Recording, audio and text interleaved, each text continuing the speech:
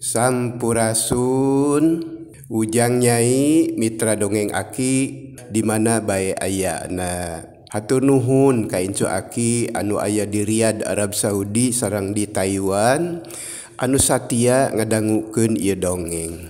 Haturan wilujeng patepang deui dina acara Kileuksa Ngadongeng. Danget ieu Aki bade medar hanca lalakon anu katunda nyaeta lalakon nu lolong jeung nu torek tea. Dina bagian kadua harita teh si lolong ngorejat rek nangtung dumeh ngadenge sora anu ngajerit tapi dikenyet ku si torek bisi kadengeun ku buta anu geus aya di imahna. Kumaha nasib si lolong jeung si torek saterasna? Hayu urang teraskeun dongengna nya. Tapi kade ulah lali anu teu acan mencet tombol subscribe, pencet cenah hideung sakantenan sareng loncengna takol nya. Sumangga wilujeng ngadangukeun. Rek ka mana? Ulah gandeng bisi kadengeun ku buta. Pokna bari nyekelan leungeun si lolong. Torek, bieu aya nu ngajerit menta tulung. Surili meureun moal nya di tengah alas bandawasa make aya jelema sagala. Geus puguh urang oge nyasab lain ngahaja ka dieu. Cek si torek teu percayaeun da manehna mah teu ngadenge. Beda atuh sora surili jeung jelema mah. Pan kukuring mah kadenge mani atra. Basa tadi aya nu ingeung jeung sora ngagebrug, kukuring kadenge aya sora anu ngajerit. Oh kitu. Kumaha atuh? Nyaho teuing, kuring oge bingung. Akhirna ngaharuleung deui. Di handap teu kadengena naon. Meunang sajongjongan mah jempling. Nu kadenge teh iwal ti sora sasatoan leuweung anu sok liar ti peuting. Tapi lila-lila kadenge aya nu sasegor. Sakapeung sorana agem handaruan, sakapeung ngaheos kawas angin, mana horeng buta keur hees kerekna mani ngageleger. Ngadenge kitu si lolong Noel pok ngaharewos. Ilikan ka handap. Sagede kumaha buta teh eta geuning kerekna mani sadaguludug. Heueuh keun urang toong. Cek si torek kakada inget. Harita keneh kurah koreh neangan liang terus nongeng noong ka handap tina liang bilik lalangit. Barang breh bihandap aya nu ngabugigag nang karak bengkang. Nu taya lian iwal ti buta. Beuteungna namuyak, buukna jabrig ngarerewig, kumis jeung janggot patepung, sihungna nonghol sareukeut. Rai awak si torek panas tiris, terus ngadegdeg bakat ku sieun. Ngawawaas mun awakna disamualkeun.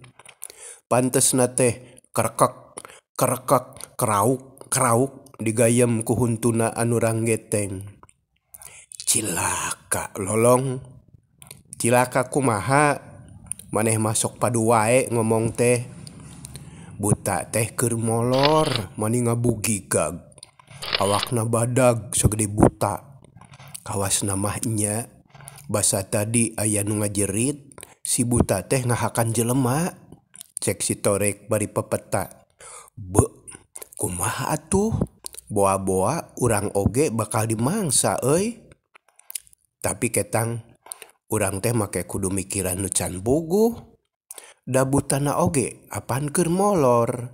Matak naon mun urang oge sare. Malaur cape jeung lungse. Cek si lolong ngabeberaha teh sorangan. Najan sanyana mah kasieun teu ngurangan.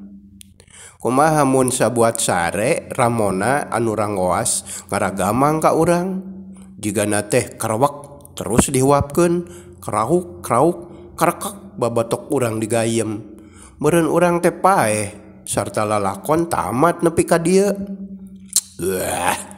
Ulah ngawawaas anu kitu atuh. matak gering pikir mending ge sare heula lah tunuh kuring mah keun isukan urang pikiran deui ayeuna mah pribumi molor urang oge mending sare. Si Torek teu nemalan kalah nonggeng deui noong ka handap. Barang breh buta teh anger keneh nang karak bengkang. Saban ngarenghap beteungna oyag dadana turun naik. Si Lolong mah kasieun jeung kahariwang teh ku ngadenge sora kerek buta nya sangkan bisa sare liang ceulina dicocokan. Ari si Torek mah rada hese rek sare teh sabab anu tadi katenyo kabayangkeun wae. Tapi lila-lila mah reup sare teu jauh jeung sobatna. Kacaturkeun isukna. Cahya panon poe geus sumirat di tebeh wetan, dipapag ku sora manuk anu recet di sarada. Sawareh bariting kaleper hiber silih udag jeung baturna. Dangdaunan anu kadupak ku manuk hiber aroyag kawas nu silih gupayan. Bareng jeung kitu cai ibun anu napel dina tungtung daun marurag. Ting gurilap lir mutiara ragrag kasorot ku cahya sang surya. Hawar-hawar ti kajauhan aya sora mau ngagaur disusul ku sora monyet anu ting koceak. Gorobas aya bagong lumpat mubus kana rungkun hoe ditema ku sora ungkut-ungkut anu patemalan jeung sora julang ti kaanggangan. Dina kaayan kitu si Lolong jeung si Torek geus nyaring. Duanana ngajarentul bari mikir kasieun beuki kandel bari jeung can manggih akal teuing kudu kumaha nya pilampaheun. Jaba beuteung lapar disada ku kurubukan. Lamun kudu gelut geus tangtu kurang tanaga. Pon kitu deui mun kudu lumpat nyingkahan balai sarua bae kudu gede tanaga. Si Torek bingung, si Lolong bingung, duanana sarua bingungna. Tapi akhirna si Torek ngaharewos. Ari geus kieu kumaha pipetaheun urang Lolong? Anu kapikir ku kuring mah kieu Torek. Mun urang aya niat bebetah di dieu eta buta kudu diperangan atawa digelutan sina kabur atawa podaran. Mun urang teu betah di dieu nya kudu nyingkah. Carana tungguan nepi ka buta lunta datang tu dina hiji mangsa mah manehna teh liar. Tema si Lolong bari pepeta. Merangan buta teh teu gampang atuh. Da lain pagawean memeh mumuluk. Jigana anu panggampang mah kabur. Ngan kudu nompo sabot si buta indit ti imahna. Si Lolong can kaburu nemalan lantaran dihandap kadenge aya nu ngagerem handaruan. Rieg rieg imah teh ingeung. Jigana mah si buta leuleumpangan ku si Torek ditoong deui breh katara kalayan atra. Buta teh keur lajag-lejeg di tengah imah tukung silila cakakak seuri sorana munggah ngaguruh handaruan estu matak katorekan. Wah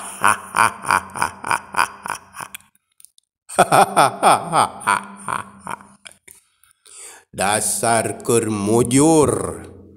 Sakieu keur lapar teh bet bau manusa. Dihakan atah sia ku aing. Kitu cek buta. Jika nama geus ngambe yen dipara aya manusa. Atuh pugu si Lolong mani ngarenjag. Gap nyekel tak-tak si Torek terus ngomong. Torek, cilaka urang teh euy. Geus katohyan. Bieu si buta susumbar magarkeun teh urang rek dihakan atah moal dikejoan. Aduh, kumaha atuh euy? Nya kudu mikir neangan akal. Pati-pati paeh dileg-leg ku buta oge, urang teh kudu ngelawan heula. Pokona mah Urang ulah leutik burih, ulah jejerih kupati, ulah serab dumeh musuh jangkung badag. Urang tembongkeun yen urang teh lalaki.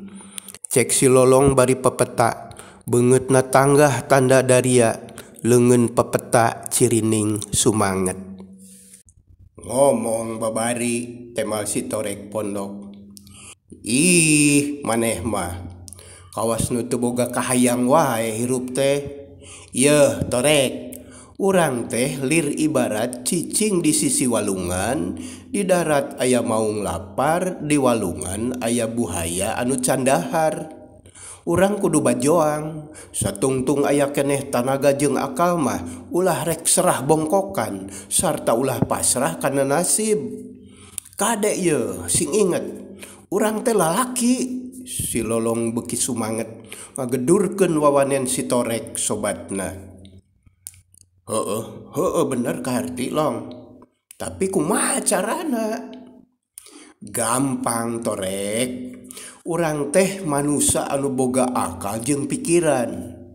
Lamun dibanding-banding antara urang jeung musuh teh jauh tanah ka langit alias henteu saimbang. Ibarat bonteng ngelawan kadu, kawas pacikrak ngelawan merak, lir cecendet mandai kiara. Heueuh kitu kaharti kukuring oge. Jadi kudu kumaha? Si Torek bangun teu sabar. Kieu Torek, kulantaran si buta teh jangkung badag, jadi ulah diajak gulat gelut atawa turang tarung. Komo diajak balap dahar mah ulah pisan, dagus pasti urang mah moal aya pamenang. Heueuh lah tuluy. Carana ngan hiji, urang gunakeun akal jeung pikiran. Seuri urang lawan ku seuri, anu susumbar urang lawan ku susumbar. Tah kitu Torek, temal si Lolong sumanget naker. Malah bari jeung pepeta sagala. Cikikik si Torek seuri. Kumaha ari maneh Lolong? Eta ari maneh, nah kalah jeung seurikeun Torek. Yeuh Lolong, seuri buta mah sadaguludug, ari seuri urangan sakieu. Rek sieuneun kumaha? Kaayaanana beda pisan, kawas cek maneh tadi. Itu mah badag, urang mah leutik. Itu mah jangkung, urang mah penek. Sasat kawas piit ngeudeg-ngeudeg pasir, kawas jog-jog hayang neureuy buah loa. Asa pamohalan, moal bisa Long.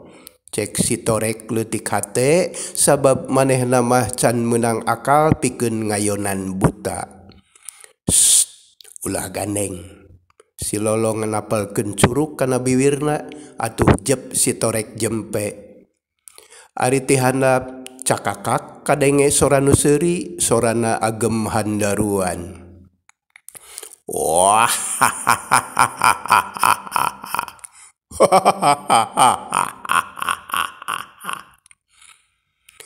Tah, si buta seuri deui. Temalan. Cek si Lolong manipat ciweuh. Leungeunna uyup ayap kawas aya nu diteangan. Atuh si Torek ge reuwas, gancang ngaharewos. Kumaha nemalanana Long? Takol bedug. Ai heueuh, keun kukuring. Teu anta parah deui, habak bedug ditakol satarikna. Malah mah ditihtirkeun kawas ngadulag. Dag dulug dugdag, dag dulug dugdag, dag dugdag dulug dugdag, dag dug dag dug dag. Cep buta teh jempe, jika nama reuwaseun da mani calangap bari tangah.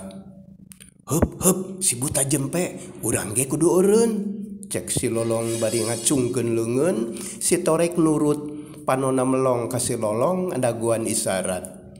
Keur kitu haok si buta teh nyentak, sorana bedas mata katorekan. Buangsat, sia teh saha? Ha? Kumaha wani ngajedog di imah aing? Gening serisia maning gandeng kawas Gunung Urug. Sok seuri deui sia.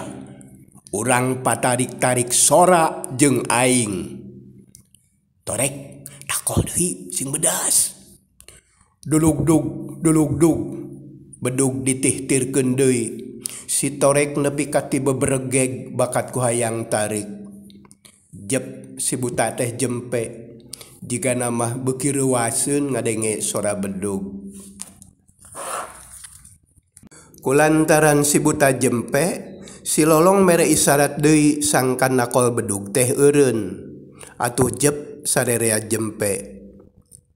Ngong deui buta teh ngomong nangtang. Kurang ajar. Di ieu jagat aing nupang badagna. Aing nupang gagahna. Aing anu pangkawasana. Mun nya sia gagah sakti mandraguna, hayu urang ijen ngadu jajaten jeung aing. Tapi aing hayang nyaho heula sakumaha buuk sia. Kitu cek buta nangtang ngajak ngadu jajaten. Naon cenah? Cek si Torek bari melong ka si Lolong. Si Lolong ngajawab, buta teh hayang nenyobuk urang, kumaha ngalawanna nya? Rek nyabut bulu kelek maneh Torek? Je, bulu kelek mah leutik atuh Lolong. Tah inyuk alungkeun ka handap. Ai hoo bener. Sok atuh kumaneh alungkeun. Heug lah gampang. Tembal si Torek. Teu panjang mikir. Inyuk urut turub kuya teh dialungkeun ka handap. Kalayang kuprak gebeg si buta ngarenjag. Menang sajongjongan mah ngahulang miraga meneng kawas nu keuna ku tenung. Matana anu bolotot manibun celik melong kana inyuk. Mangkaning aya keneh harupatan. Cek pikirna. Mun buukna sakitu model kumaha huluna sagede kumaha awakna. Hei. Buukna manis sareukeut sagede kumaha mangkelukna. Cek buta di jero hatena. Tapi penasaran keneh haok deui nyentak. Hei bangsat. Najan buuk sia sareukeut kawas bulu kawung aing mah teu sieun. Sok sia urang pagede-gede kutu. Mana kutu sia? Sagede naon ha? Kitu cek buta nu lain-lain wae nangtangna teh. Cacap ngomong gitu terus si buta teh nyaliksik ngalakutu tina huluna. Gorehel menang hiji sagede unur-unur. Kacaturkeun di para. Si Lolong jeung si Torek malikir manidaria. Naon cenah? Cek si Torek bari melong ka si Lolong. Ngajak pagede-gede kutu euy. Kumaha atuh? Da hese ngalakutu teh kudu make sisir kerep. Jaba dah leutik kutu kuring mah. Paling oge sagede kutu. Belegug maneh mah Torek. Eta kuya alungkeun. Ai bener. Si Torek bungaheun karawak kana kuya. Teu anta parah deui. Kalawang dibalangkeun ka handap. Kuprak murag. Kuya rag-rag nang karak. Sukuna roroesan. Huluna ulang ileung. Gebeg buta ngarenyag. Ruas nenyok kutu sagede kitu mah. Waduh. Cenah bari mundur bakat kusieun. Hatena geus mimiti rerempodan. Wawanena turun murengked. Kumanehna geus kasawang. Lamun kutuna sagede kitu sakumaha huluna. Lamun huluna gede sagede kumaha awakna. Tapi panasaran keneh haok nangtang deui. Hei bangsat. Urang pagede-gede sisir sia. Sok turunkeun sagede kumaha sisir sia. Kitu cek buta jiga nama can beak kapanasaran. Naon cenah? Cek si Torek kawas tadi. Ngajak pagede-gede sisir. Ayeuna mah garu alungkeun. Hahaha. Bener. Heug lah. Nah asana teh da babari ken urang biken. Tetata pasini deui regeyang si torek mangku garu kalawang dibalangkeun ka handap. Guprak murag gebeg si buta ngarenjag deui bae. Nenyo sisir sagede garu mah teu ngomong deui, gajleng loncat kaburuan, belecet lompat ninggalkeun imahna maniti paparetot bakat kusieun. Tina ku tarik-tarikna lompat, sorana nepi ka seah ngaguruh jagat ingeung kawas aya lini. Cakakak si lolong seuri manilelenggakan bakat ku bunga.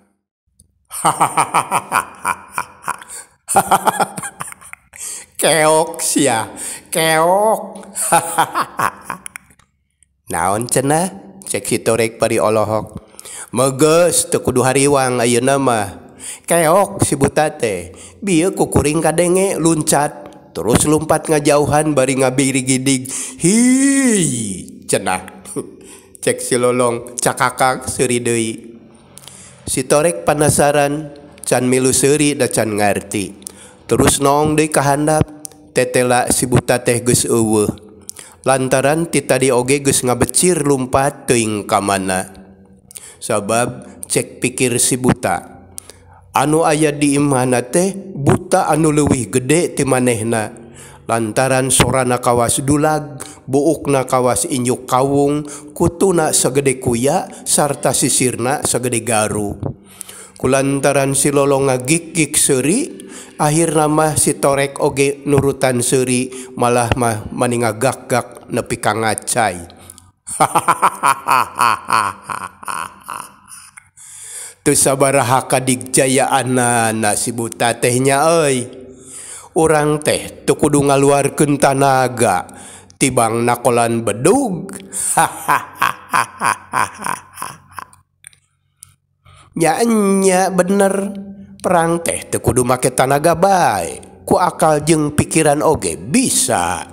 Jabati kitu teu mantakna rusak deui, urang teu cilaka, batur teu rugi. Nu matak urang teh salilahna kudu babarengan runtut raut sauyunan. Ulah pagiri-giri nya calik, ulah pagirang-girang tampian, jeung ulah aing-aingan, ulah asa aing panggagahna, da manusia mah aya wae kakuranganana. Cek si lolong bari nyerengeh seuri leutik, hatena banget sugema. Bener lolong, kaharti jeung karasa, babarengan bari silih percaya teh gede pisan mangpaatna. Tapi kumaha atuh hari geus kieu euy?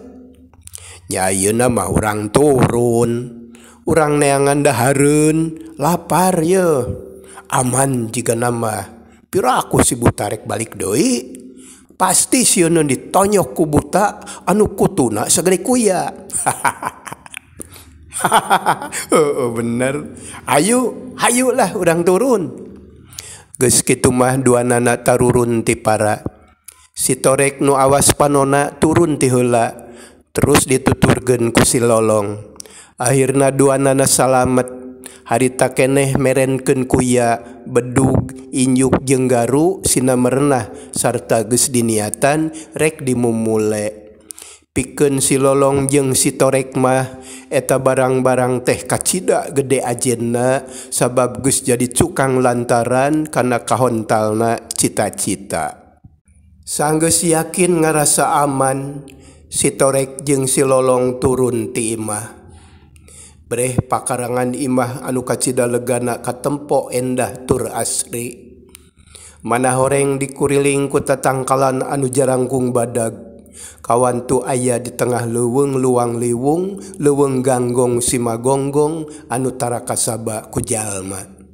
Lolong jigana mun dibedah pikabetaheun ieu patempatan teh, taneuhna subur, lempar, jeung kasorot ku cahaya sang surya. Cek si torek ngamimitian deui nyarita. Mun nya kitu kuring mah satuju bae. Tapi ngabedah lahan anu sakieu legana teh berat. Kudu loba batur ngarah bisa gawe bareng, gotong royong. tembal si Lolong. Tah, nya bener gitu. Asana mah moal hese neangan jelema. Sabab kuring inget karena omongan maneh yen kamari sareupna basa si buta kakara datang ngadenge anu ngajerit menta tulung. Tapi kumaha maksudna? Sahanunya di dieu teh aya kudang nu eusina jelema. Mun di urang mah leuwih tempat nu pare. Kumaha mun urang roris? Urang paluruh jeung urang titenan da geuning imah teh gede naker. Bener, kuring satuju. Hayu atuh. Beral duanana laleumpang sakumaha biasa si Lolong muntang kana tak-tak si Torek. Tukung si Lila anjog ka hiji tempat. Di dinya aya panto gede dikunci. Kunci gembok sagede kolotok munding. Ku si Torek ditoong, anabre eusina jelema maninoyek. Dariuk bari careurik aya oge anu ngaleh-leh beakeun tanaga. Lakadalah, daknya ieu teh kudang jelema euy. Jigana urang Cisawangan oge laleungitan teh ditewak ku buta dibawa ka dieu. Cek si Torek bari pepeta. Mun kitu mah ulah diengke-engke. Ayeuna keneh ieu panto kudu didobrak. Jelema anu aya di ieu kudang urang bijilkeun kabeh. Karunya, cek si Lolong. Hayu, tembal si Torek.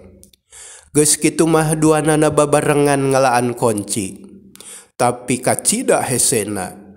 Sabab kunci teh badag lain lalawora keunun. Barang panto digedoran ti jero kadenge sora anu ting koceak.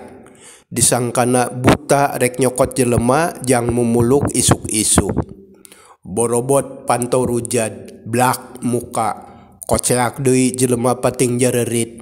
Meh kabeh nungkupan beungeutna bakat kusieun. Malah mah aya anu nonggeng mubuskeun beungeut kanu suni bakat kusoak. Ari bujur nonggeng ka si Torek nyemplong ka si Lolong. Deudeung teuing. Meureun sieun dipake mumuluk ku si buta teh nya. Cek si Torek bari kumecrek. Hatena ngarakacak sedih nenyo jalma ting purungkut teh. Sok ngomong atuh, ngarah teu sieuneun karunya. Cek si Lolong ayem. Geus kitu si Torek biantara ngomongna bedas tur tatag. He dulur-dulur sakabeh, ulah sieun, ulah keung. Si buta edan teh geus kabur. Manehna keok lantaran eleh jajaten ku kaula duaan. Aranjeun ayeuna mah bebas. Moal aya anu ngaguna sika. Hayo kabeh bicil. Ulah sieun da moal dikukumaha. Hayu urang babarengan ngabedah nagara. Jep nuting jareri teh jempe. Sakabeh paneuteub museur ka si Torek jeung si Lolong. Jigana mah jelema teh can pati percaya. Ongkoh lalembutanana can kumpul kabeh meureun. Gero si Torek biantara deui. Dulur-dulur urang lembur baraya anu ti desa. Ulah keung, ulah cangcaya. Aranjeun kabeh geus bebas sarta salamet moal aya anu ngaguna sika. Si buta edan geus kabur eleh jajaten ku kaula duaan. Hayo bijil.